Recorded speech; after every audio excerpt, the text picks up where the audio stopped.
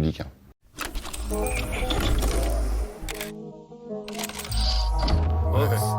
C'est quoi ce grand sourire sur ton visage?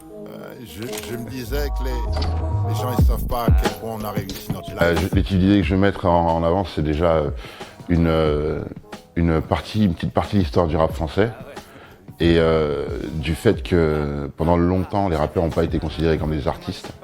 Et finalement, grâce à l'appui du public, c'est des choses qui ont été prouvées avec le temps. Voilà, une société qui nie ses artistes, une société qui se coupe les jambes. Donc, je voulais raconter ça. J'ai réussi ma life.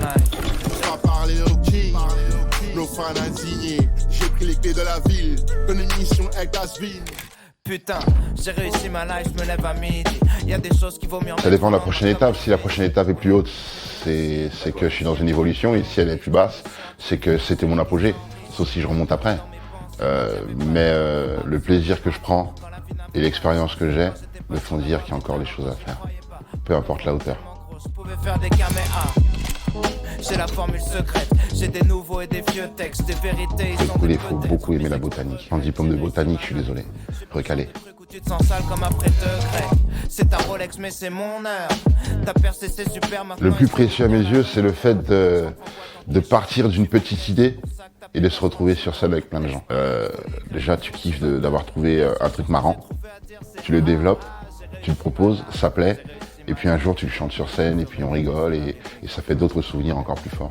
Koiba, Shiva, une caverne, 1000 trésors et seulement 2 bras. Une seule vie pour tout faire. Batterie, j'ai réussi ma life. Ce que je fais de ma vie, j'écris des... C'est merci d'avoir donné une version des faits parce que j'ai fait ce morceau sans me préoccuper de la compréhension et à me tenir juste à ce que je voulais diffuser comme message. Donc je suis content d'en parler parce que je pensais que ça allait rester un morceau mystère. Et c'est une espèce de proposition à la prise de conscience des richesses qu'on a en vérité, si on en a, et d'apprendre un peu le contentement. Voilà, le contentement. Être content de ce qu'on a, c'est déjà beaucoup, c'est déjà le truc du bonheur. Meilleur qu'une saison 2. Je vais m'en sortir avec Aurel en fit solide. Pas comme une Je pense, oui. Je pense parce que j'ai des personnes avec qui je travaille depuis très longtemps. Soit j'ai évolué en restant moi-même, soit nous sommes tous devenus fous.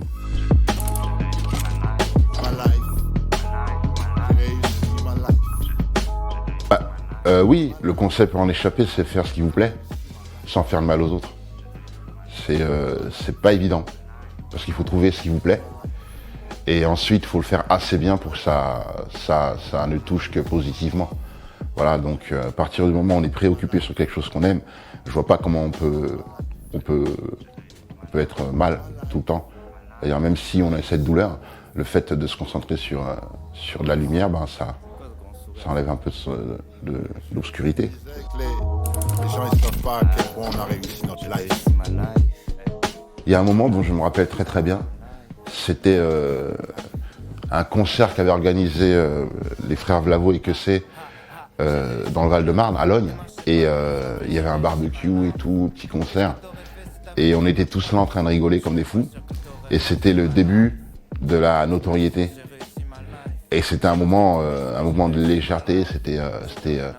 C'était des moments qui ont l'air anodins, mais qui se révèlent avec le temps comme avoir été des grands moments. Et je sais les reconnaître souvent parce qu'ils arrivent toujours à un moment où il y a un grand changement qui s'opère. Et c'est la dernière trace inconsciente des moments légers. Et je me rappelle précisément de ce moment et quelquefois j'aimerais bien y revenir en tant que spectateur. J'ai la formule secrète, j'ai des nouveaux et des vieux textes.